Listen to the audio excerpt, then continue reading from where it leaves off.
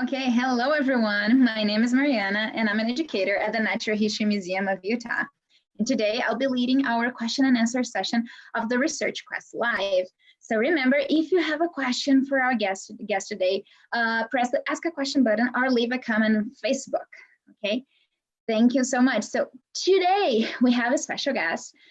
His name is Ryan Baum, and he's an associate professor of the Entertainment Arts and Engineering program at the University of Utah. So, hello, Ryan. How are you today? I'm doing great. Thanks for having me. Thank you so much. So I'm going to ask you to start explaining your work and what you do. I think Aiden explained a little bit today in the class, but for those, for the students who are coming now to watch, can you explain a little bit what you do? Sure. So I have a background in traditional art, and I've done that for about 20 years. And roughly about 12 or so years ago, I have a love for art and a love for video games. And it dawned on me, why don't I try to fuse those two passions together? Take traditional art and something that I love of gaming and learn how to make art for games. And that led me on a new career path like I said, about 10 or 12 years ago to start learning the technology to start developing 3D assets and 2D assets for digital media, so that can be used in a game world. And then I went back to school, ended up doing some post-bachelor studies, ended up getting a master's degree in game art, and then after that worked at Disney, and now I'm a full-time professor at the University of Utah, working with undergrad and graduate students. Along the way, I've done a little bit of research, which is Dynalab, which we're going to talk about today. Which was a collaboration with the Natural History Museum, among others, and then also a lot of middle school age students throughout the state of Utah helped develop the game. Awesome. That's really, really cool. Thank you so much for sharing. And thanks so much for participating. So I think we can start maybe talking a little bit about the Dynalab, since students were playing it today and having fun creating their own dinosaurs. Yeah. So can we start you saying how long did it take to create the Dynalab, and if you do it all by yourself? Oh, I wish I could take all the credit. I deserve the least amount of credit. I can actually share some slides. I actually was able to dig up some, if you'd like, I can share desktop and share some slides with the audience of some of the people involved with that, if you wouldn't mind. That's cool. Thank you. Sure. Can you guys see my screen? Yes. Okay. And let me go to this. And so Dynalab was created over about 2.5 or 3 years. And the core team consisted of myself, Roger Altizer, the founder and director of the Gap Lab, and then a undergrad student and a few graduate students. And then we also had what is called Y2Y, which is Teaching Youth, which is a program in Utah. And so in the middle are the two teaching youth students. And then also this group changed out over the years based on students currently enrolled. And then we also had, let me see if I can find it. We actually went around through different schools throughout the state of Utah, and we conducted playtesting. This was one of my favorite. We went and visited a dino club that studied after school, and these kids were so excited. It was our target audience of who we were looking to play test with, and they were super excited to learn about and play test our game and tell us everything that we did right and everything that we did wrong. And their feedback was invaluable on improving Dynalab over the years.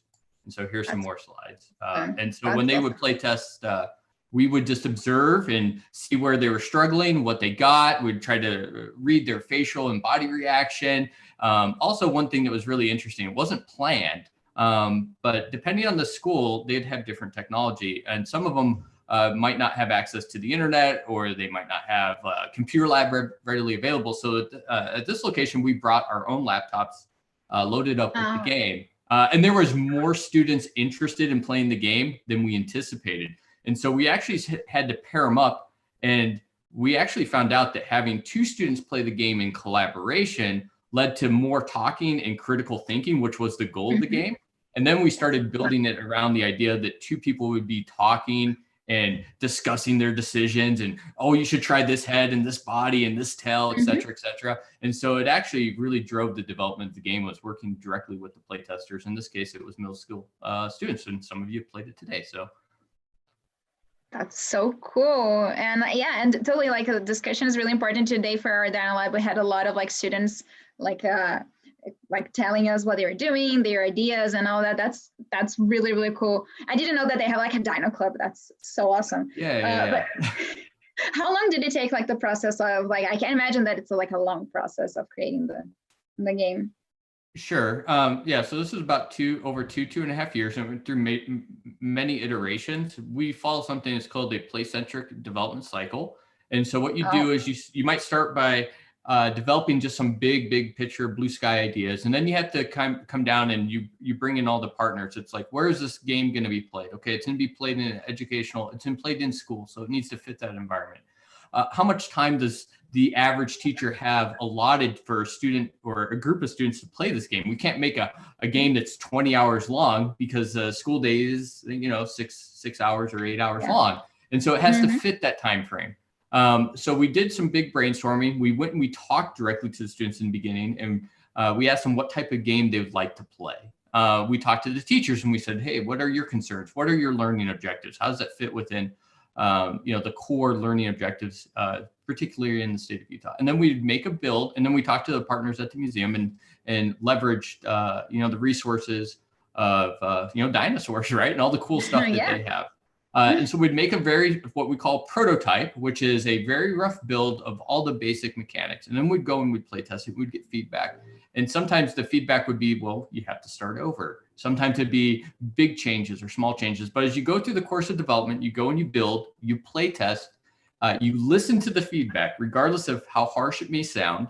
You put all this work into it, and then you got to be able to receive the feedback. And then you make changes accordingly that fit within the vision of the game, based on the player's feedback. And then you just keep on repeating that process. And that's called an iterative process. And over time, the iterations or the changes become smaller or more refined. And then you end up at a final product that's hopefully stable, and then the players are enjoying, and they should enjoy it because you've been developing it with them. Wow. Yeah, that sounds like a long process. And I think a lot of people don't realize like how many people have to work to do it, and how long it takes, how many steps, and the process. So yeah, that's really, really cool.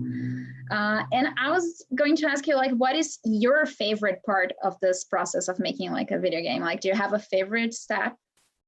Well, I'm specifically a game artist and designer. So like from a professional standpoint, those are the things that I do. And that's why I got into games, is because I've been playing games for a very long time, like over 30 years, and Atari 2600 all the way up. And so certainly the graphic or the visual fidelity of games has increased to the point where I felt, oh my gosh, this looks amazing. It almost looks like the things you'd see in movies. And it's getting to that point. So that's what I specialize in, and that's what I teach my students, is creating art for games. But for me, the thing that's special about video games and creating them is the same thing that's special about playing games. It's communication and collaboration with other people. I love multiplayer games, whether that's competitive multiplayer games or collaborative multiplayer games, where you're cooperating. It's a big group of friends getting together and you're just talking and working together. That same atmosphere is what makes a successful team, or has the potential to make a successful team while building a game. It's about collaboration, communication, and teamwork. That's so cool. Thank you so much for sharing with us. So before we continue, I just want to remind everybody who's watching that if you have a question, just please press the Ask a Question button or leave a comment on Facebook for us. So we have a question from Florida. Mark is asking, are the people who do the art also the same people who came up with the game? I think maybe the game idea, probably. Sure, not always. Sometimes. So, one thing to recognize, if you're a designer, so the first thing to realize when you're a designer of a game, you're the vision holder of the game. Your job is as a vision holder, is to relay a clear and concise vision and to empower your team to enact and create things that support that. Your job is not to come up with all the great ideas. It's just to recognize which ones are worth putting energy behind.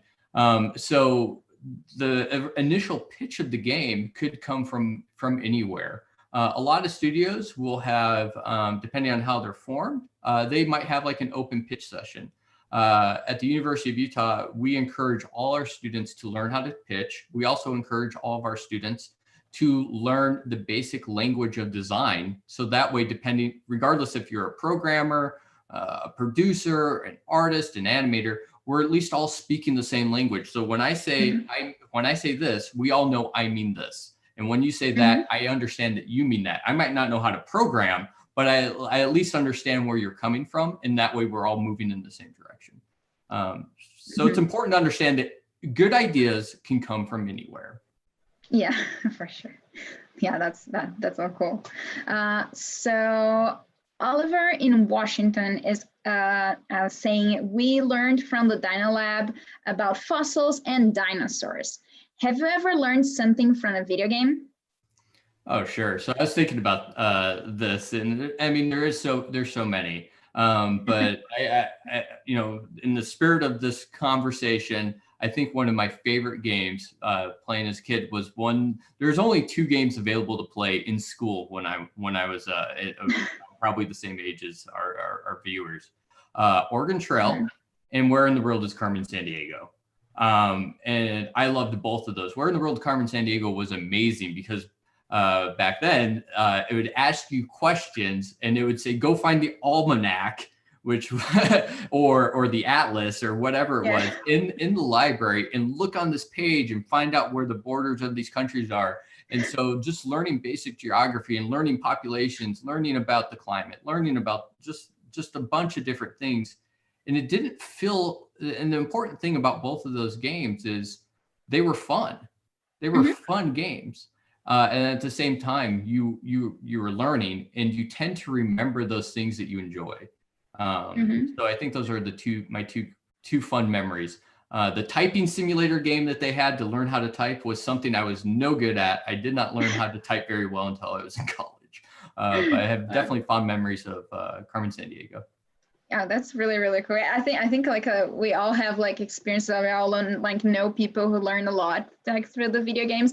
I know for sure that like I'm not English is not my first language, and I know a lot of people from my country who learned like English through video games as well. So like you can learn like a lot of things as well as language. So that's really, really cool.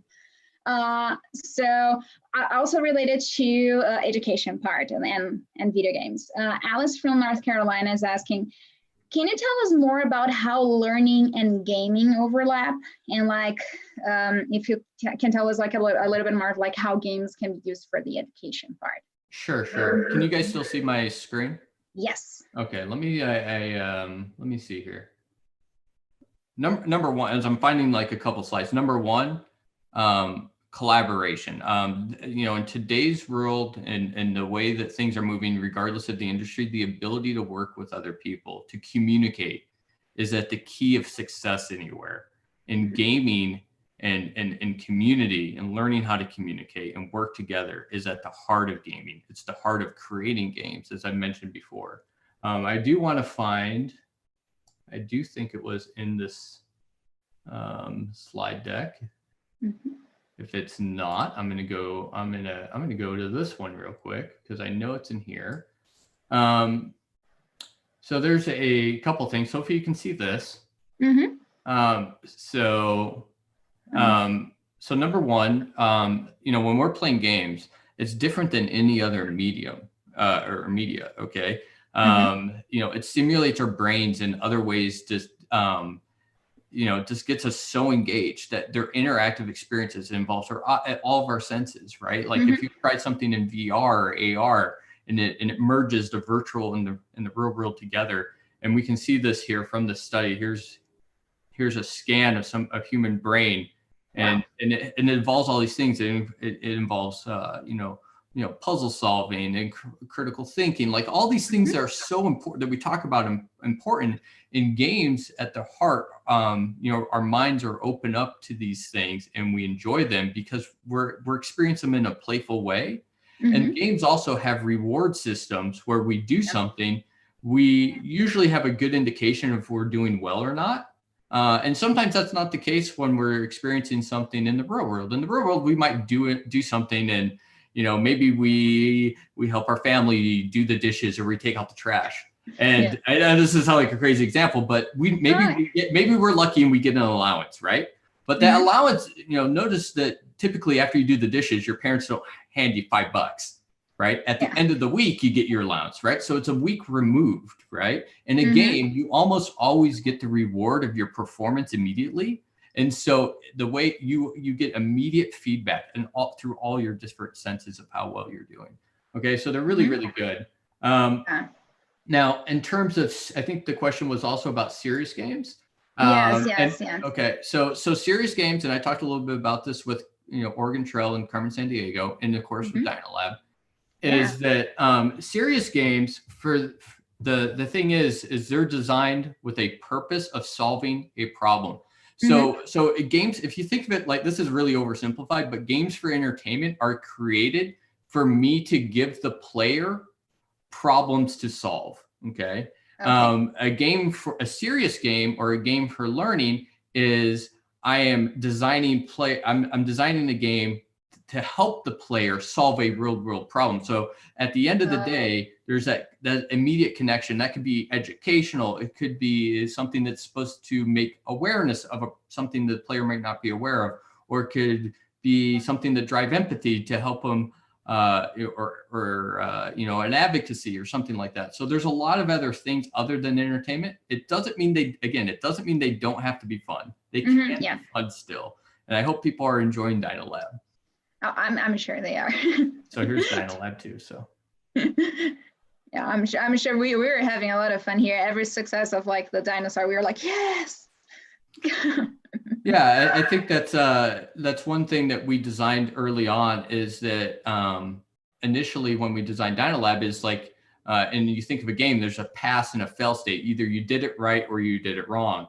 And from the feedback from the students that we went and tested it with, and also our educational partners, we're like, well, what if they built a dinosaur knowing it was going to fail? What if they knew the dinosaur was going to tip over and they did it on purpose? How do you account for that? Because that should be okay, right? Yeah. Because you're going to ask. So the thing is, we allow them to build whatever they want. And then at the end, they're asked questions, which are critical thinking questions, to say, okay, this is what happened. It was a success. It was a failure. The thing that's more important is, do you know why? And so the dinosaur could break apart, and that is completely okay if you understand why that happened. Or you have a hypothesis, and then you say, okay, here's my thinking behind it. And that was an important part. And that played along when that idea came out, when we went to playtest and we had students sitting side by side to each other, and they're discussing. They're like, well, let's just put this really heavy head and put it on a biped with a really light tail. And they're like, yeah, it's gonna fall over. And they're like, yeah, it better fall over. And then of course they were super excited when it broke apart and it fell over, because that's what they thought was gonna happen. Right. Yeah. And then they can read of like why it happened. And even if you have like a success, like Aiden was doing today, and she had like a lot of success like in her dinosaur, and she was also reading why the dinosaur succeed. So like they can, even when they got like the reward of doing it right, they understand why. Yeah. So the big reward in Dynalab is by critically thinking, answering the questions correct at the end. And you get rated a gold bone dinosaur, a silver, or bronze. And that's not based on whether the dinosaur success or failed. It's whether or not you understood why not. Yes. Yeah, that's so cool. Thank you so much for sharing. Before we continue, I just want to remind everybody who's watching that if you have a question, please press the ask a question button or leave a comment for us on Facebook. So, this one is really interesting. Nick from Salt Lake City is asking, what types of job are there in the video game industry that aren't like coding or like art? That aren't coding, or are coding in art? There are not. Okay. Yeah. So I think in this deck here, I certainly, so when you talk about designing a game, and there's many more roles in this, but if you broke it down, there's typically There's production or management. These are the people that oversee the whole project, and their job is to facilitate the project, make sure it's staying within scope, budget, time frame. So there's project managers or what you might call a team lead or producer, something like that. There's art. Those are the people that make what you see on the screen. There's designers. Those are the ones that are creating the underlying systems. These could be the missions. They could be the puzzles. They could be the stats for combat, things of that nature. Of course, you have programmers. Those are the ones that make the underlying code. It could be the AI. It could be the physics, things like that. I don't have it in there. It's probably in there with somewhere between art and tech. You have animation, making things move, all those things. Okay. And depending on the scope of the game, you might have a team that's very small, just you and a few of your friends. And you might find that you have to wear multiple hats. The larger scope games, like the big budget games that you see at the large studios, those tend to have roles that are very well defined. They're very specific because the team is so large and they have the budget. But on much smaller projects, people do multiple roles, and they just need to be a little bit more agile in terms of what's needed at what given time. Okay. Awesome. That's so cool. Yeah, I think you were telling us when we talked before that this big groups of that they do games big budget, they have hundreds of people working on it, right? Oh, absolutely, at least. So when I used to work at Avalanche, which was formerly owned by Disney, it's now owned by WB. I want to say at the studio in Salt Lake, there was about 200 to 250 people that worked on the project. So I worked on the first 2 Disney Infinity games, the Toys to Life games, that had the and I worked on the sandbox, dynamic toys and toy box. So kind of like the free to play mode where, players could go in, they could build their own worlds and say, all right, now I'm going to build, kind of a racetrack, or I want to build a platform, or I want to build a campaign, whatever you may be. And I think there's about 250 people at that studio. We also had outsourcing at some of the other studios and support from a few other studios, I think, in Chicago. So, I mean, I don't know what the scope of the team was. It could have been over 400 or 500. Wow. It takes a team, definitely. Yeah. It's not, I think that's one thing is you talk to somebody oh, you worked on that. You tell them you worked on something. They're like, oh, so you built that. And it's I had a very tiny part of what the whole team did. It's a lot of people. Yeah, it's a teamwork, but I think everyone, each one is important. So you Absolutely. did it. So we have a question more specific. Tammy via Facebook, she's asking, what programming languages do you use? Okay. That would depend on the project. So games can be built in a lot of things.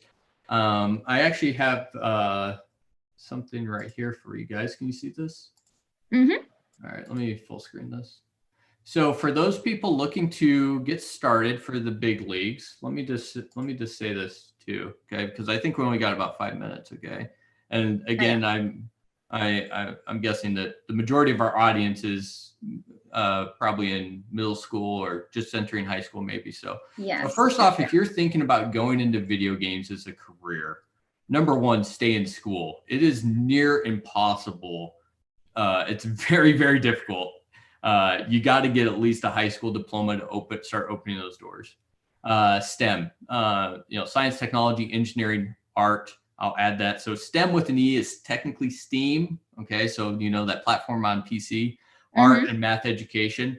Almost every one of those things I talked about, from production to art to programming, requires some type of basics in STEM. I use basic geometry and algebra in my 3D art creation all the time. Okay. I'd also advise living a life that's engaged in other activities. The best ideas are not based in games, are not based on another game's ideas or something you saw, but they're typically from doing things outside, a movie or a book. You'll get an inspiration for a great game idea. Okay. And you should start, volunteering. But this is kind of my roadmap of probably where most of you are at in life right now. It starts with finishing high school. Yeah. Most likely going to college now, because to get an internship, you need to be in a degree seeking program. Okay. Awesome. So where you're at right now, now I will get to the question. Yeah. Number one is the way you start making games with your friends. And there's all levels of entry. You can start making games with, say, Game Maker or Game Salad or Power Game Factory, Exploder. These are game engines that you can download for free that don't require any programming. Okay. They're either have some sliders or a little visual scripting, and you can have some basic game logic. Something that I think is amazing, if some of your viewers have access to it, to start creating games and interesting puzzles, is something even like Mario Maker 2 or Minecraft, okay? Or say Little Big Planet on PlayStation, or Dreams or something like that. These have logical systems in there you can start playing with. Those last ones are take a little bit more to get into, but Game Maker is super accessible, no coding required. Other languages that you could program in is on the web, like HTML5 or JavaScript. Okay, if you're looking to go something a little bit more what you're seeing in the major studios, you could download Unity. Unity's free to download, and that's in C#.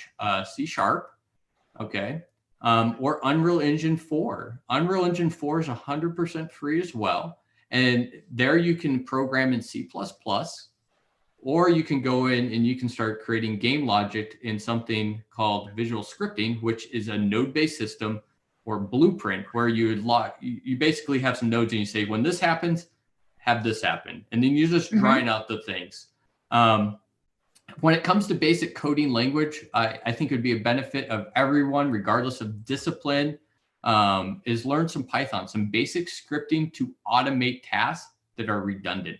And that can help standardize things or just remove human error. And it just makes you more efficient and effective. So some basic Python is something I'd recommend for everybody. And it's a pretty accessible coding language. That's so cool. Thank you so much. That was really awesome. Thank you. You're welcome. And we have this question here. Haiti from Kansas is asking, why did you have to study to create educational games? So what did I have to study? Yeah. So I think for us, the study was, how would the game be used? How would it be incorporated into their curriculum? And then for us, a big part was we had some ideas of how the game would function, but we also had to allow our partners the ability to be experts where they're experts. So we had, a paleontologist that knows everything about dinosaurs. That's not our expertise. And so the things that we had to educate ourselves with is just, as I talked about before, make sure we're all talking the same language and allowing people who are experts in different areas and your diverse team be successful to do what they're an expert in, and make sure it just fits all in the same direction. So we really leaned really heavily on our youth education expert that was had their backgrounds in childhood development and how they learned, and we also leaned heavily on the paleontologist at the Natural History Museum and her expertise on the bones, to make sure that we had proper representation of those and how they functioned. And also, like, this dinosaur is an actual carnivore, this one's a herbivore, this is thighs. And so we had to really work with them and get their feedback and their input, because we had it all wrong. We know how to make games. It doesn't mean we're dinosaur experts. So we had to make sure we include those people on the team, and they were part of the team. So we had to get their feedback and their input. Yeah, that's awesome. And it feels like a lot of learning also in the process. That's really, really cool. Yeah. So we're almost out of time. So we have a final question from Salt Lake City. Sarah is asking, what's your favorite video game? I'll put up if people have more questions, they can reach out to me. This is how you can awesome. get to me. If you'd like. My favorite game over the years, through all its iterations, is probably Mario. It's one of my favorite games. One I know. Yeah, Yeah, I so, played it. and I've certainly been quite enjoying Mario Maker 2 because, again, the community, and you see a lot of creativity from, the user and community created levels, from, speed runs to fun puzzles to just new mechanics that you just would not expect from Mario. So it's super fun and super creative playing the levels and mini games that people create. So That's awesome. Thank you so much for participating with us today. That was really, really cool. Thank you. Well, thank you very much for having me. So if that's not the right answer is Dynalab. You should be playing. Yeah, Dynalab. Yeah. I think they're all having a lot of fun. Thank you so much. And I want to thank everybody who's watching. Thank you for participating, sending your questions and watching us. Tomorrow we have a special guest at 9:30 a.m. Mountain Daylight Time. It's going to be our Chief of Curator and Curator of Paleontology at the Natural History Museum of Utah, Randall Armis. So thank you so much. Thanks so much, Ryan. And bye, everybody. Thank you.